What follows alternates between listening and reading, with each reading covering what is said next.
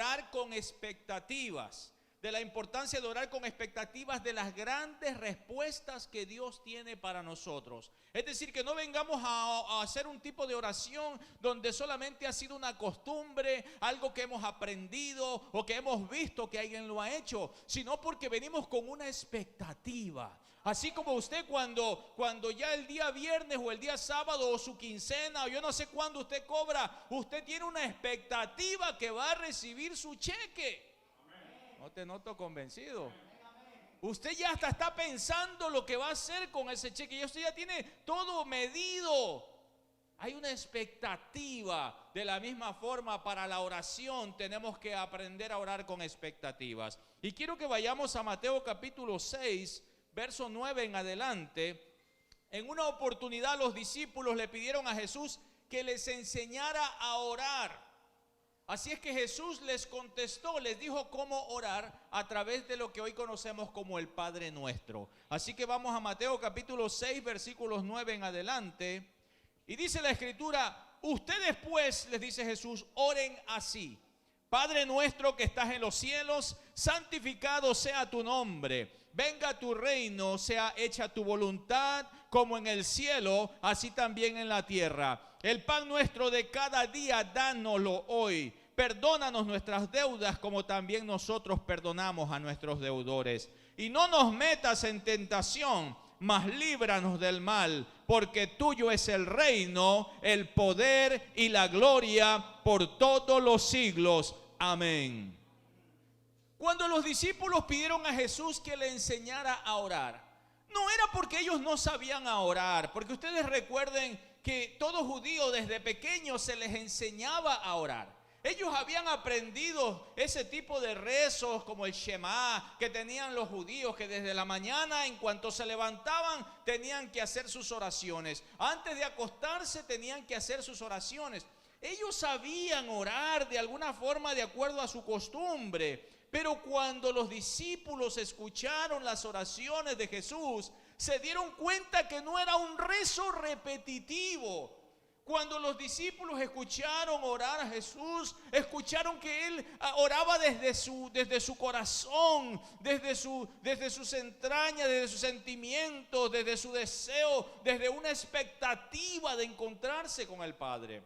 Cuando los discípulos vieron las respuestas y las oraciones de Jesús, se dieron cuenta que era un medio de comunicación con Dios y un medio para ser fortalecido. De hecho, hubo una oportunidad donde Jesús estaba orando en la montaña y Pedro y Santiago y Juan estaban allí con él, pero dice la Biblia que se habían quedado un poco adormitados. Y de repente cuando se despertaron, ellos vieron la gloria de Dios. Dice que vieron a Moisés y a Elías que estaban conversando con Jesús. Y vieron que Jesús se transfiguró delante de ellos, que sus ropas se hicieron blancas, su rostro se iluminó. Fue aquella gloria que ellos vieron allí en ese monte. Y cuando ellos estaban viendo todo eso, el más arrebatado de todos ustedes ya sabe quién es: Pedro. Cuando ellos vieron todo eso, Pedro enseguida se levanta todo adormitado con los pelos parados y le dice: Señor, qué bueno que están aquí. Vamos a hacer 3 enramadas. We're going to do 3 shelters. 3 enramadas aquí. Vamos a hacer una carnita asada y vamos a pasarla bien chévere aquí todos. Y entonces mientras él estaba hablando, porque recuerda que él era un líder, estaba tomando el liderazgo allí. Y mientras él estaba hablando, de repente dice la Biblia que una nube los envolvió. Y de repente dentro de esa nube sale una voz que dice: este es mi hijo amado, a él obedezcan. Olvídate de la carnita asada, le dicen otras palabras. Sigue la dirección que tiene él. Es interesante que Jesús, cuando iba a esas oraciones, Jesús recibía respuestas. Esas oraciones de Jesús no eran repetitivas, no eran rezos repetitivos. Esas oraciones de Jesús no eran vanas palabrerías, eran oraciones eficaces que daban frutos. Y es por eso que los discípulos le piden al Señor: Señor, enséñanos a orar. Porque cuando usted ve a alguien que recibe respuestas a sus oraciones, usted no puede seguir haciendo lo mismo que ha hecho toda su vida. Usted tiene que ver entonces, oye, esta persona está recibiendo respuestas. ¿Qué es lo que yo estoy haciendo mal? Y cuando ellos ven a Jesús orar, entonces ellos dicen, Señor, enséñanos a orar. Y Jesús entonces les enseña un modelo de oración. Hay varios modelos de oración, pero el más popular que nosotros tenemos es el que Jesús le enseñó, que es el Padre nuestro que estás en los cielos, santificado sea tu nombre, vénganos tu reino. Entonces le enseña la oración del Padre nuestro y contiene 3 elementos esenciales para una oración eficaz. El primer elemento que identificamos es que la oración es un medio de comunicación para conocer y adorar a Dios. Si notan el verso 9 de este capítulo 6 de Mateo, dice, ustedes pues oren así: Padre nuestro que estás en los cielos. En ese momento él está abriendo un campo en medio del ambiente para conectarse. Hay comunión con el Padre. Padre nuestro que estás en los cielos. Yo sé que estás en los cielos, pero estoy ahorita haciendo una línea abierta de oración y de intercesión. Padre nuestro que estás en los cielos, santificado sea tu nombre. Hay un tiempo ahí de adoración. Es un modelo, no es algo para repetir una y otra vez. Es un modelo para nosotros saber que cuando oramos estamos comunicándonos con Dios. Cuando oramos, nosotros debemos de saber que tenemos que venir a adorar a Dios. Los creyentes llegamos a saber de Dios a través de la Biblia. Hay muchos eruditos que tienen mucha información en su cabeza acerca de Dios, pero no han llegado a conocer a Dios. Nosotros llegamos a conocer a Dios cuando nos conectamos con Dios a través de la oración. Cuando usted se conecta con Dios, usted puede tener una experiencia con Dios. Y cuando usted está en la oración, cuando usted invoca a Dios, en ese momento usted está empezando a entrar en el campo de Dios para poder conocer a Dios. En hebreo la palabra que se usaba para conocer es yadá y significa encuentro, experiencia e intimidad con Dios. Encuentro, experiencia e intimidad. Cuando entramos en el campo de la oración, debe de haber una expectativa de que nosotros vamos a tener yadá, de que nosotros vamos a tener un encuentro con Dios, que vamos a tener una experiencia con Dios, que vamos a tener intimidad con Dios. Esa es la expectativa que tiene que tener todo creyente cuando ora. El problema es cuando nosotros oramos sin esa expectativa. Dice Isaías 29:13, cuando Dios le da un mensaje al pueblo de Dios por medio del profeta, le dice, dice, este pueblo me alaba con la boca y me honra con los labios, pero su corazón está lejos de mí. Su adoración es más que un mandato enseñado por hombres. Es que, mi amado, cuando nosotros llegamos a hacer algo una y otra vez, llega el momento que todo se hace como una costumbre, como una tradición. Mi mamá lo hacía así, mi abuela lo hacía así, y yo también lo hago así. Pero a veces llegamos a hacer las cosas solamente porque lo aprendimos, pero no realmente porque lo experimentamos. Así es que la oración puede llegar a ser así, que usted vio a su abuelita orar así, a su mamá orar así, y a todos los que usted conocía que oraban de esa forma. Y lo que Jesús nos está diciendo es que nos está dando un modelo. Cuando ustedes oren así: Padre nuestro que estás en los cielos, santificado sea su nombre. Nos está enseñando entonces que nosotros en la oración entramos en un medio de comunicación con Dios para llegar a conocer a Dios. Es decir, que si usted no está conociendo a Dios, es probablemente porque usted no está entrando en ese campo de la oración. Ahora, claro está que cuando estudiamos la Biblia y aprendemos de la palabra, usted y yo llegamos a conocer, a encontrarnos, a conocer algo de Dios. Pero una cosa es conocer a Dios de una forma que usted lo pueda leer, a cuando usted lo pueda experimentar. ¿Están aquí, mis amados? Qué lindo es cuando usted está leyendo la palabra, pero con una actitud de oración. Usted está orando y leyendo la palabra, usted está abriendo ese campo. Pero esa es la forma como nosotros debemos de entender la oración. El problema es que hoy en día la gente utiliza el modelo de oración de la presión para orar. Hay un modelo que se llama el modelo de la presión, es decir, que oran porque están bajo la presión de sus problemas. Cuando están en la presión de sus problemas, entonces oran lo que nunca oraron. Pasaron días, años, nunca habían orado, pero ahora que están con problemas, están en la cárcel. Mire, hermano, cuando yo he visitado la cárcel, yo he visto esas cadenas de oración que interminables. Nos rogaban que no nos vayamos de allí. Por favor, no se vayan, no se vayan, no se vayan. Pero cuando ya salían de la cárcel, ni aparecían por ningún lado. Porque los seres humanos somos así. Buscamos a Dios cuando estamos bajo la presión. Y Dios nos está pidiendo o nos está enseñando que hay que orar a Dios, llegándole a conocer a Dios. Entonces tenemos el modelo de la presión. Otros oran por la presión del esposo o de la esposa, porque el esposo la levanta, le remuelca. La esposa es la que le está ahí jalando, pero de ahí esa persona no quiere estar allí, no quiere orar, no quiere nada de esas cosas. Y mire, yo creo que todos hemos estado alguna vez allí.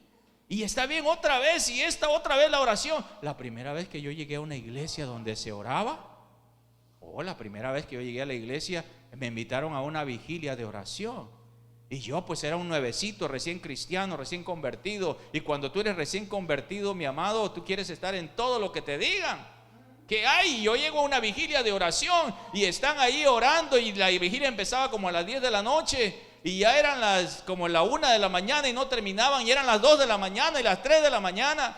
Y ahí no había palabra, no había canto. Era pura orar y orar y orar y orar. Yo estaba así, mira,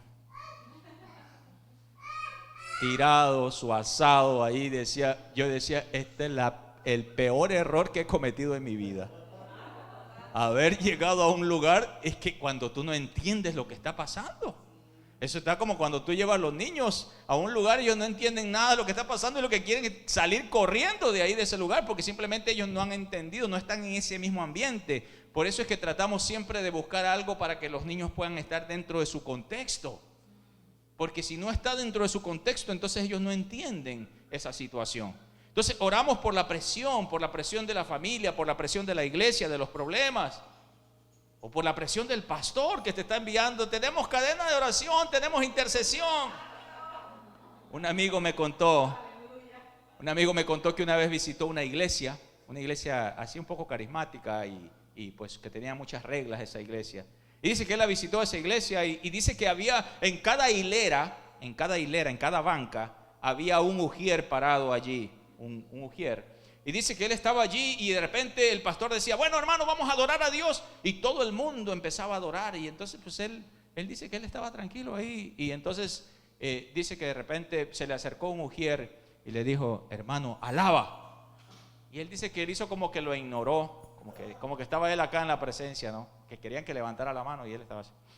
Y entonces el hermano se le vuelve a acercar, pero ya así bien de cerca, y dice que le dice, ¿alaba o no alaba?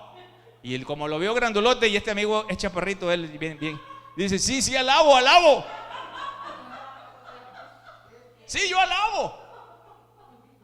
Cuando nos contó eso, todos nos echamos a reír. Y amados, no se trata de que nosotros oremos a Dios por fuerza. Porque cuando usted hace algo así, usted todavía no ha entendido. Bueno, yo quiero decir que al principio Jesús de alguna forma los llevó a ese punto. Ellos se quedaban dormidos, los discípulos todavía no habían entendido.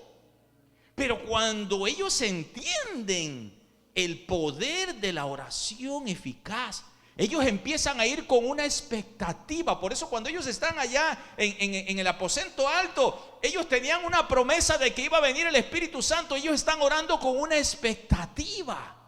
Cuando oramos con una expectativa de que Dios va a responder, entonces las cosas cambian. Dejemos de orar como una forma aprendida. Dejemos de orar como una costumbre. Ore con una expectativa de que Dios va a hacer algo. La oración es un medio de comunicación, y para tener yadá, para tener esa experiencia, para tener esa comunión con Dios, es un medio para tener un encuentro o una experiencia con Dios. Necesitamos nosotros entonces ir con esa expectativa. Una vez que usted logra el yadá, una vez que usted logra conocer a Dios, entonces empieza un deseo profundo de adorar. Y podemos ver un ejemplo, por ejemplo, cuando Jesús se encuentra con la mujer samaritana. Él le pide que le dé agua de beber y ella le dice: no te puedo dar porque tú eres judío, yo soy samaritana y no nos llevamos entre nosotros. Usted sabe, esos hermanos peleoneros, ¿no? Y que no nos llevamos y aquí y allá. Y el Señor le dice: si supieras quién es el que te está pidiendo, tú le pedirías y yo te daría agua de vida eterna. Uy, el día dice: dame de esa agua, Señor. Y entonces Él le revela su vida. Él le revela su vida. Y entonces en esa conversación ella le dice: Señor, me parece que tú eres profeta. En esa conversación, cuando ella empieza a conversar con Dios, entonces empieza a conocer a Dios. Cuando usted empieza a entrar en la oración, usted empieza a conocer a Dios a través de la oración. Entonces ella empieza a adorar, a conocer al Señor. Y más adelante el Señor le dice, ella le dice: nuestros padres adoraron aquí en este monte y ustedes los judíos dicen que se deben de adorar allá en Jerusalén. Y el Señor le dice: ustedes adoran lo que no conocen. O sea, ustedes están adorando de una forma, de una costumbre. Ustedes no han experimentado el Yadá. Ustedes están haciendo solamente un rito de costumbre que han aprendido de hombres, pero no lo han experimentado por ustedes mismos. Así que después de esa experiencia, la mujer samaritana se convirtió en una adoradora que el Padre andaba buscando. El Señor está buscando que nosotros entremos en ese campo de la oración. Y para eso tenemos que sacar la old version. Tenemos que sacar esa versión de que yo aprendí esto, de cómo oraban acá, cómo oraban allá, y hacemos algo repetitivo. Abre tu corazón, abre tu mente cuando ores con el Señor. Ve con una expectativa. El otro elemento del modelo de la oración del Padre Nuestro es que la oración es un medio de comunión para alinear nuestra vida a la voluntad de Dios. Los judíos desde tiempos bíblicos tenían un rezo que se llamaba el Shema, y literalmente quiere decir escucha y obedece. Todo judío estaba obligado desde pequeño a levantarse en la mañana y en la tarde, antes de acostarse, a hacer su rezo del Shema. Escuchar y obedecer es lo que quiere decir Shema. Y escuchar y obedecer tiene que ver con la voluntad de Dios. Cuando oramos debemos de venir con una expectativa de Shema. Es decir, que estamos dispuestos a obedecer lo que Dios nos dice, a obedecer la voluntad de Dios. Mire, mientras Jesús estaba orando, usando el mismo ejemplo del principio, Él estaba haciendo el Shema. Él estaba orando, estaba buscando la voluntad del Padre, y de repente dice que se transforma, se transfigura, su rostro se hace resplandeciente y allí empieza a recibir la dirección de Dios. En otras palabras, la oración no solamente cambia las cosas, la oración nos cambia a nosotros.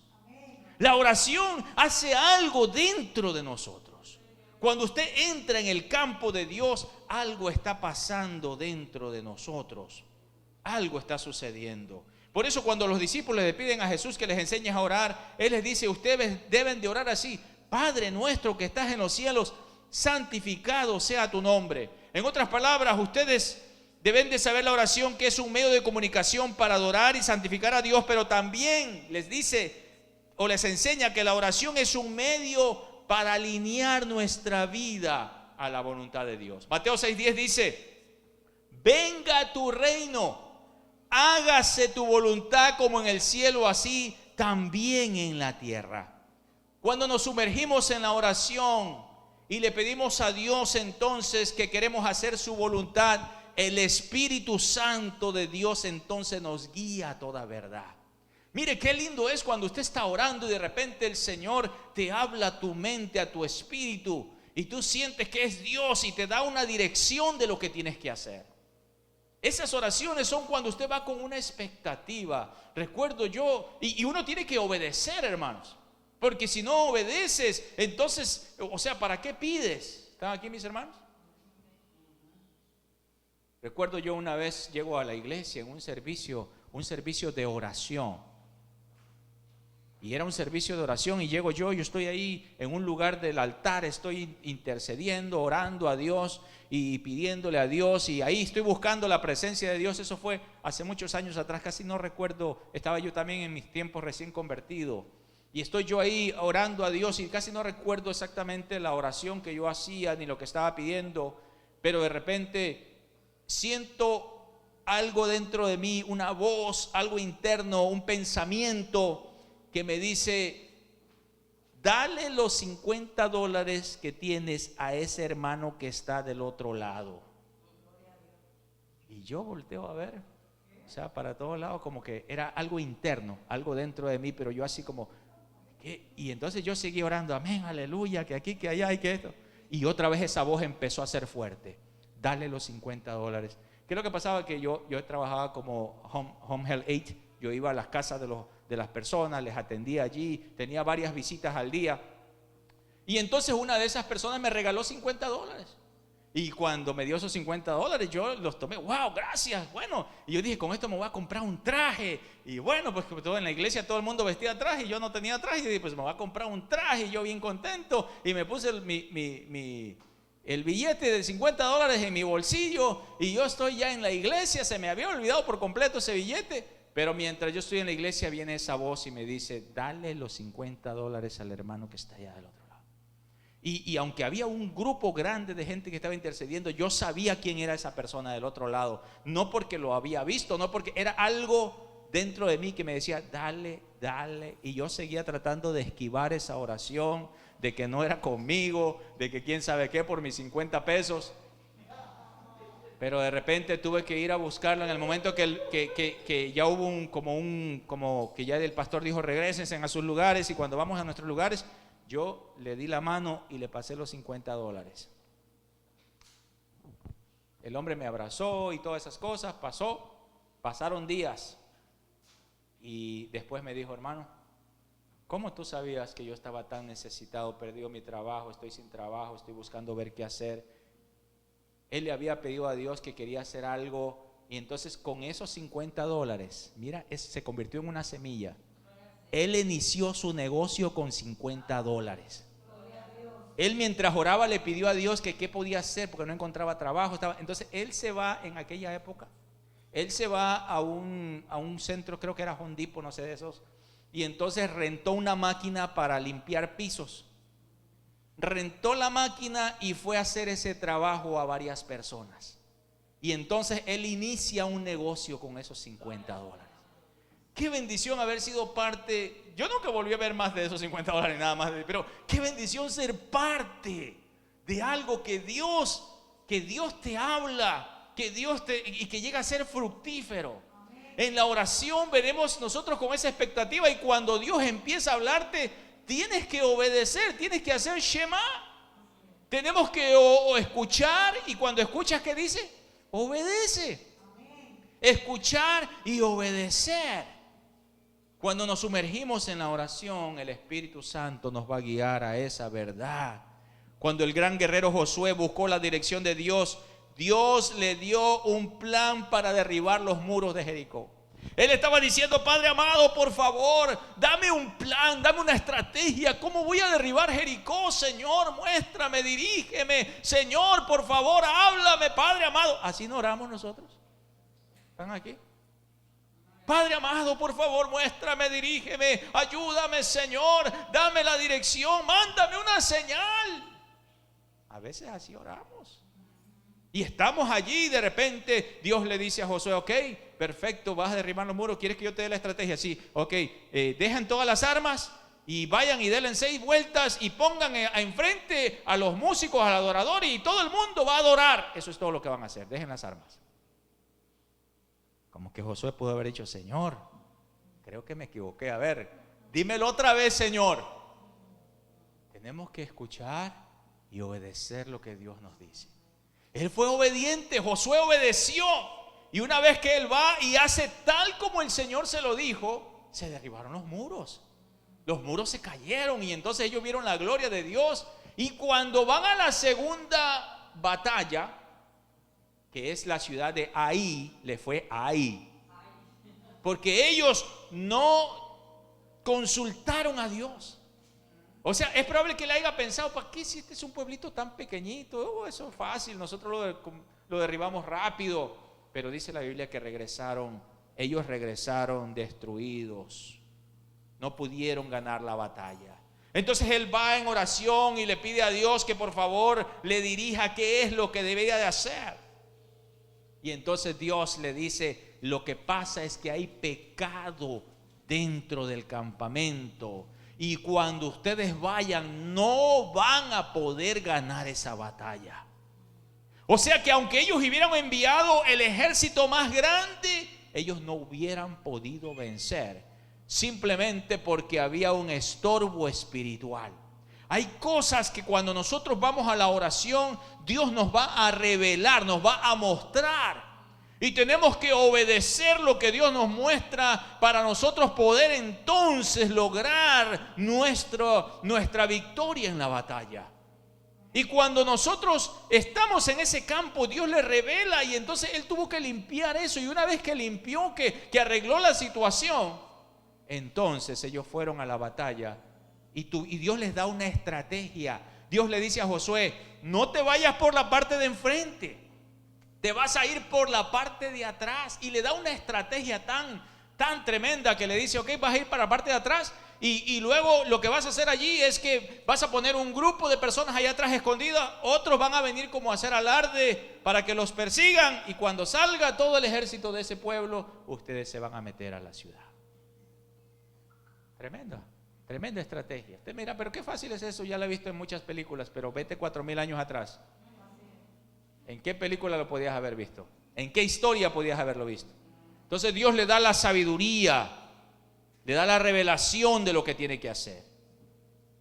Pero si Dios nos da esa sabiduría y esa revelación, tenemos que nosotros obedecer.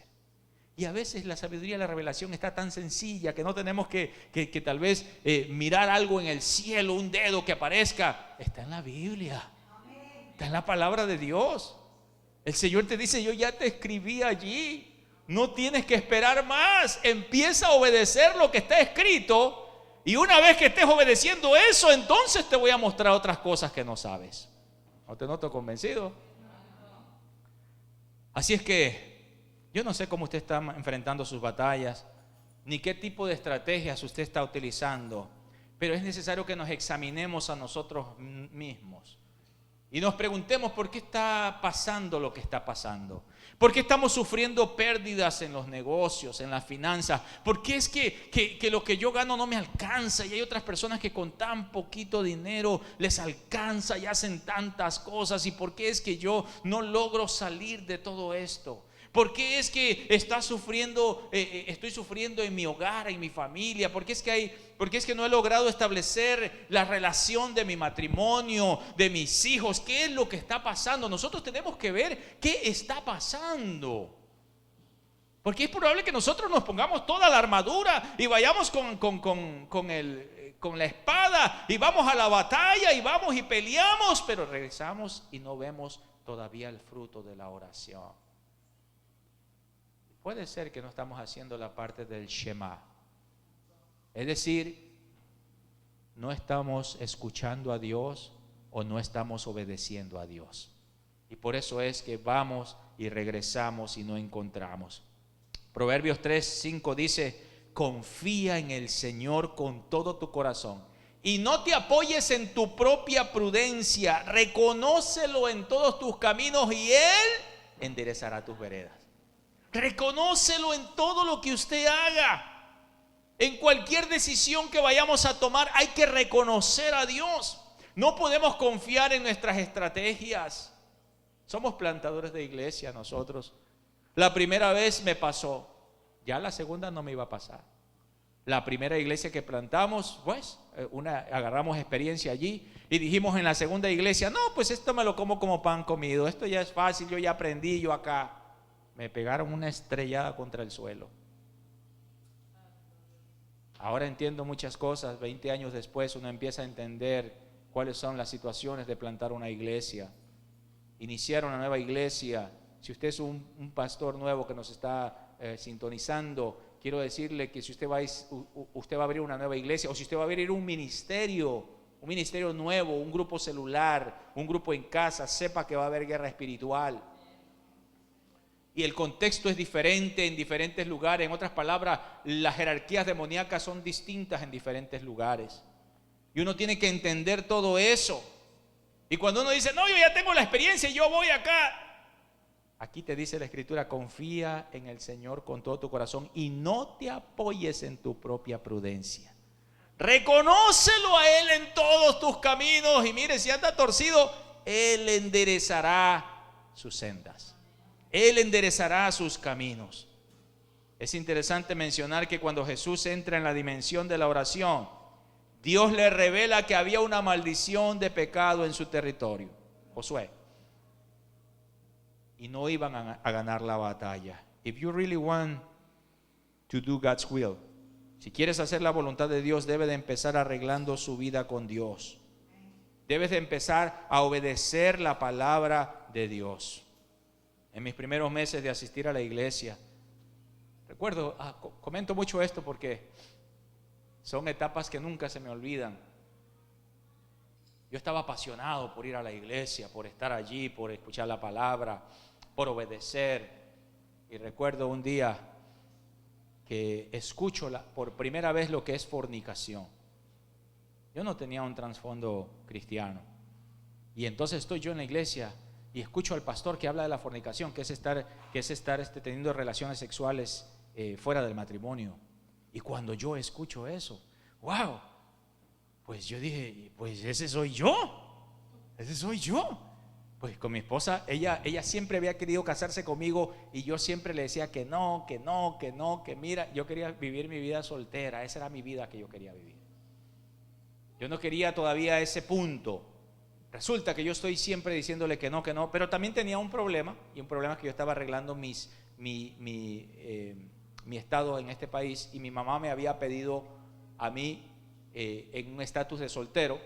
Entonces yo tenía que permanecer soltero, aunque realmente eso no me llamaba tanto la atención, sino que simplemente yo no quería ningún compromiso. Y ya nosotros vivíamos juntos, teníamos un hijo y todo, pero cuando llegamos a Cristo, nuestra vida empieza a cambiar. Yo escucho esa palabra, ese pastor que predicó, el pastor mío, y habló acerca de la fornicación. Y yo decía, ese soy yo. Y él decía, si vives en esa vida, aparte que estás en pecado y mueres en pecado, te vas al infierno. Ay, Padre amado, y cuando yo escuché eso, yo dije, Dios mío, ¿qué está pasando conmigo? Pues, y entonces yo hablé con mi esposa. Ese mismo domingo hablé con mi esposa. Afuera habían varios hermanos, y ese mismo día se armó la pachanga para la boda.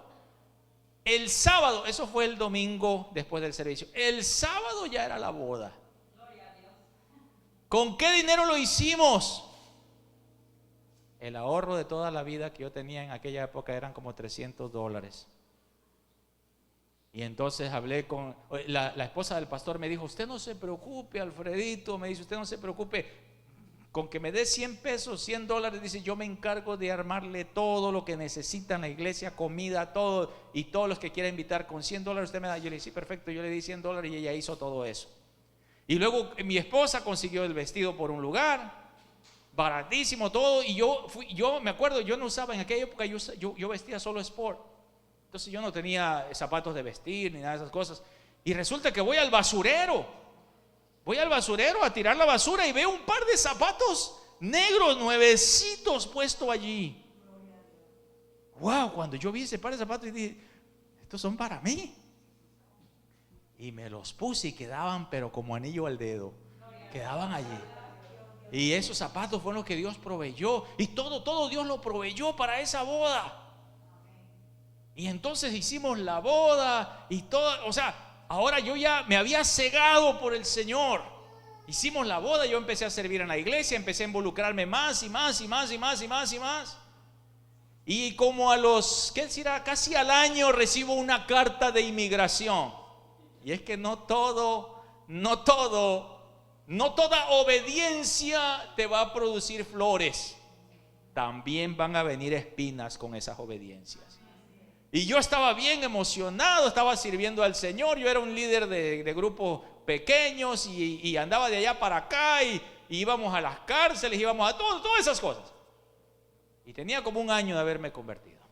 Y me llega la cartita de migración que dice, ya puedes aplicar para tu permiso de trabajo.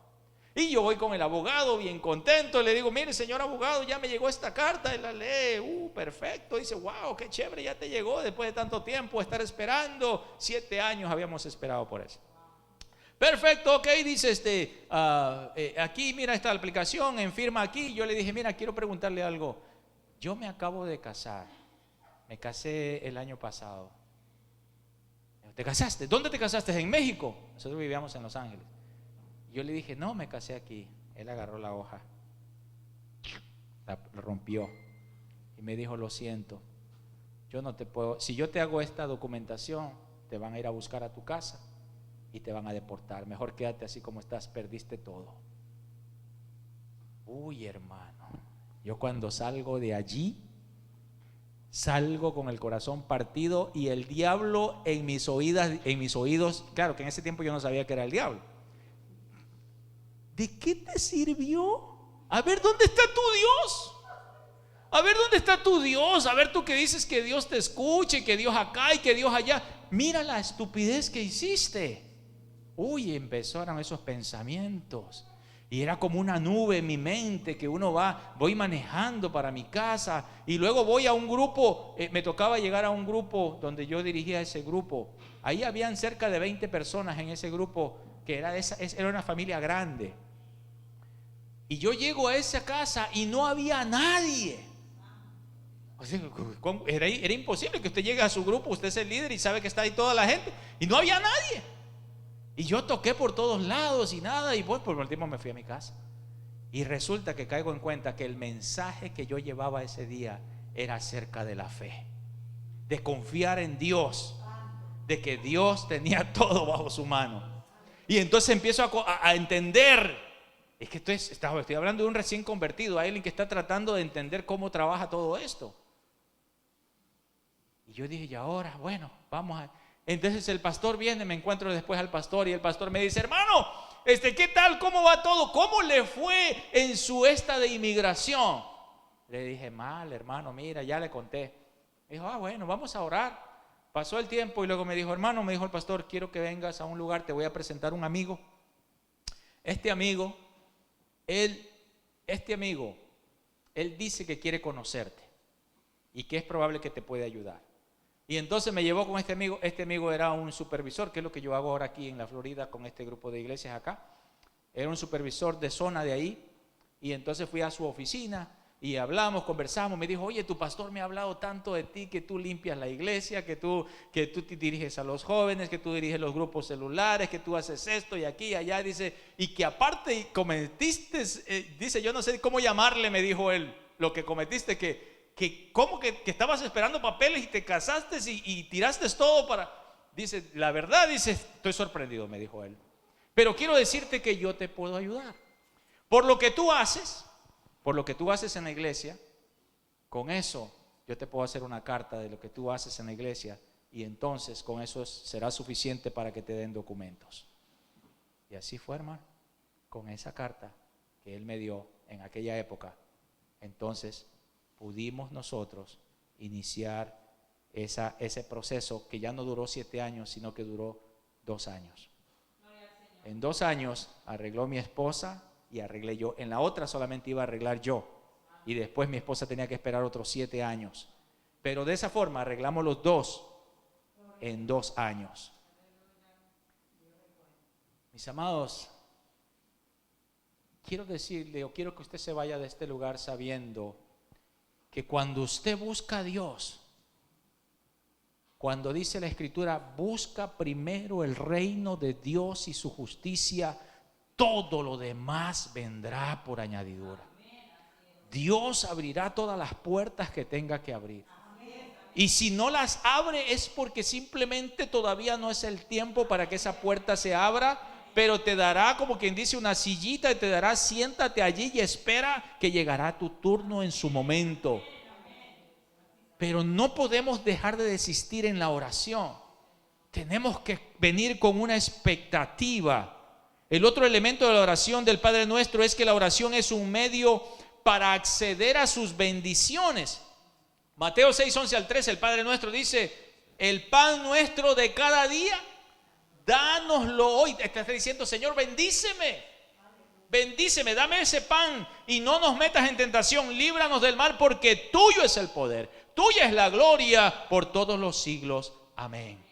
Cuando oramos el Padre Nuestro, cuando decimos el pan nuestro de cada día, dánoslo hoy, le estamos diciendo: Padre, bendíceme.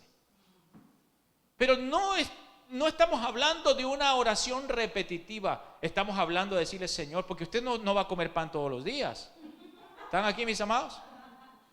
Señor, dame pan. Pues, hermano, y te va a caer pan todos los días. Pide una chuleta. O sea, no podemos tomarlo como una repetición, sino como un modelo, un ejemplo de oración. Y ese modelo, ese ejemplo, lo que está usando aquí la palabra bendecir es la palabra beraca. La palabra beraca, y quiere decir transferir el poder o el favor de Dios. En hebreo, en otras palabras, está diciendo: Señor, dame beraca. Los que son colombianos se oye como berraco, pero no está hablando de eso. Dame beraca. Dame beraca. En otras palabras, bendíceme, Señor. Transfiere el poder y el favor tuyo en mi vida. Mi amado, cuando usted tiene el favor de Dios en su vida, las puertas se abren. Se resplandece la luz de Dios en su vida. Cuando usted entra en ese campo de Dios, usted debe pedir: Señor, bendíceme. Tenemos que venir con esa expectativa de que queremos que Dios nos bendiga. Nuestras oraciones a veces no son contestadas porque no tenemos esa expectativa. Tenemos que venir con esa expectativa. Señor, yo sé que tú me vas a bendecir hoy. Yo sé que tú vas a hacer algo en mi vida. Este problema está aquí, esta necesidad está aquí, pero tú tienes la última palabra. Una expectativa de que Dios lo va a hacer. Si notamos en el capítulo 7 de Mateo, más adelante, Jesús, enseñando sobre la oración, le dicen: pidan y se les dará, busquen y encontrará, llamen y se les abrirá, porque todo aquel que pide, recibe, y el que busca encuentra, y el que llama se le abre. Cuando usted pide, si usted pide: hermano, por favor, regáleme un vaso de agua, usted tiene una expectativa de que ese vaso de agua va a venir o no. Eso es lo que está diciendo Jesús. Cuando usted pide, dice: pida y se le dará. Ahora, sí, ese sería otro tema para hablar de las diferentes niveles de la oración. Del pedir es una forma, el buscar es levantarte, ir más allá. Y pudiéramos hablar de eso, pero lo vamos a hacer más adelante. Cuando usted pide, entonces, porque hay una expectativa. Antiguamente las personas oraban con las manos extendidas. Así oraban. Y lo puedes leer en la Biblia, en varios versos. Extendían las manos al Señor. Así oraban, con manos extendidas. Señor Dios, danos beraca.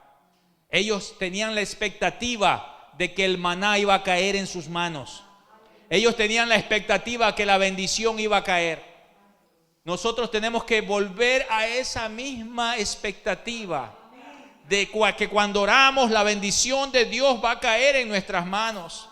El problema fue que, como va pasando el tiempo fue que las personas fueron cerrando sus manos, y ahora hasta se ve bonito que uno ora así. Mira las manitas, qué santos se ven. ¿Quién se le habrá ocurrido eso? Y vemos hasta la foto de Jesús orando así. Pero si te vas a la tradición, al tiempo antiguo, la forma de orar era con manos extendidas. Ahora, eso no tiene nada que ver con lo de ahora. Es una enseñanza solamente de la expectativa que tenemos que tener.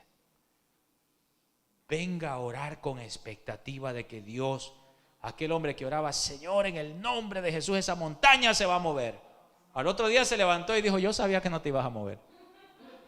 Ninguna expectativa de que Dios va a hacer algo. Si nosotros pedimos, vamos a recibir. Y todavía Jesús va más adelante y les dice a los discípulos y a la gente que estaba ahí: ¿quién de ustedes, si su hijo le pide un pan, le da una piedra? ¿Quién de ustedes, si su hijo le pide un huevo, le da una serpiente? Si ustedes, siendo malos, le dan a sus hijos lo mejor, le dan veraca, los bendicen, ¿cuánto más nuestro Padre que está en los cielos no te dará la bendición? ¿Cuánto más? Yo tengo que venir con una expectativa. Ningún niño viene al papá que lo ve comer y le dice: papi, regálame un pedacito de comida. Y no viene y dice: a ver si me va a dar. No, él sabe que el papá le va a abrir la boca y le va a meter la cuchara. Ningún padre le dejaría sin comer a su hijo. ¿Cuánto más nuestro Padre Celestial, que quiere bendecirnos y levantarnos y ayudarnos y llevarnos a ese nivel? El problema es la expectativa. ¿Cuál es la expectativa que tienes de tu Dios? Póngase de pie, por favor. The Father God is ready to bless you. Hay promesas en la Biblia de veraca. Mateo 6:33 dice: busca primero el reino de Dios y su justicia, y todo lo demás vendrá por añadidura. Desde que eran niños, los discípulos les habían enseñado a orar. Desde que eran pequeños, desde que eran niños, los discípulos habían aprendido un tipo de oración. Algo que lo habían visto de sus padres, que lo habían visto de la sinagoga, del templo. Un tipo de oración que lo habían visto en todo lugar, en el ambiente donde ellos se movían. Ellos lo habían aprendido. Pero cuando ellos se encuentran con Jesús, todo cambia. El Señor les enseña a orar con una expectativa de que el Padre Dios te va a escuchar, de que el Padre Dios que está en los cielos va a atender tu clamor y va a cubrir tu necesidad. Yo no sé cuántos años usted tiene orando por un problema, por una necesidad, por un hijo, por una situación adversa, por una situación económica, por una enfermedad. No sé cuántos años tienes orando y no sé cuánto tiempo más Dios te tendrá allí. Pero es probable que si hoy estás escuchando esta palabra, Dios te está diciendo: ten una expectativa de que Dios va a obrar a tu favor.